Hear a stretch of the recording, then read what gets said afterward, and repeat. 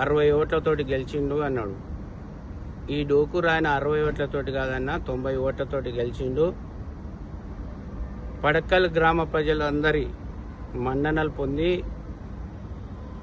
గ్రామానికి సేవ చేస్తాడని మనం నమ్మి పడక్కల్ గ్రామ ప్రజలందరి తరపున సర్పంచ్గా ఎన్నుకున్నందుకు వారికి మేము శిరస్సు వచ్చి నమస్కరిస్తున్నాం.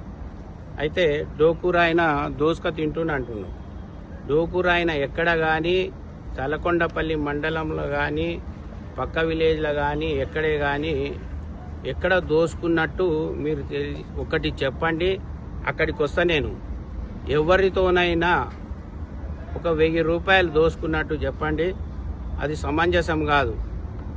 ఇంకా మీరు చేస్తేనేమో నీతి, నేను చేస్తేనేమో తప్పు. మీరు గెలిస్తేనేమో సంసారము, నేను గెలిస్తే వ్యభిచారం. మీరు మాట్లాడు. మీరు తలకొండపల్లిలో కూడా మీ అభ్యర్థి గెలిచిండు, మీరందరూ తెలుసు. మీ ఫ్యామిలీలో ఉన్నట్టు మీరందరూ కలిసి సర్పంచ్ గురించి డబ్బులు ఇచ్చి, మీరు కూడా డబ్బులు ఇచ్చి గెలిచినట్టు ఊర్లో ఉన్న ప్రజలందరూ చెప్తున్నారు.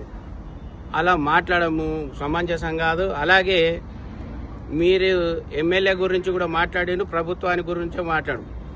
ఈ ఎమ్మెల్యే గారికి కూడా ఓట్లేసి గెలిస్తేనే గెలిచిండు.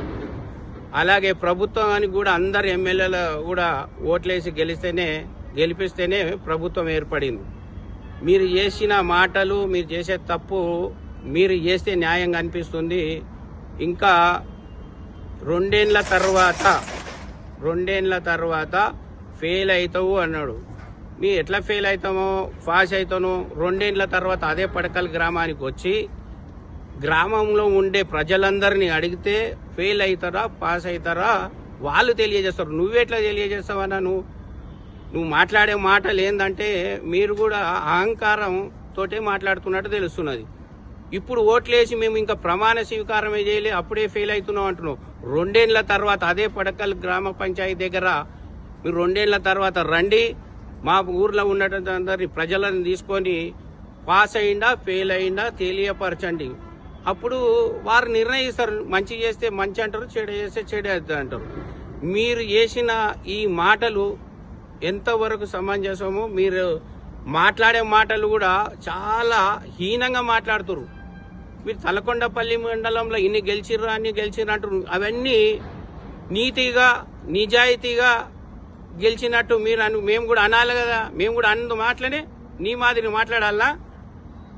ఎక్కడైతే టీఆర్ఎస్ వాళ్ళు గెలిచిర్రో నీతిగా లేదు అని మేము అన్నామా? ఎవరైతే పడకల్ గ్రామం నుంచి వచ్చి నీకు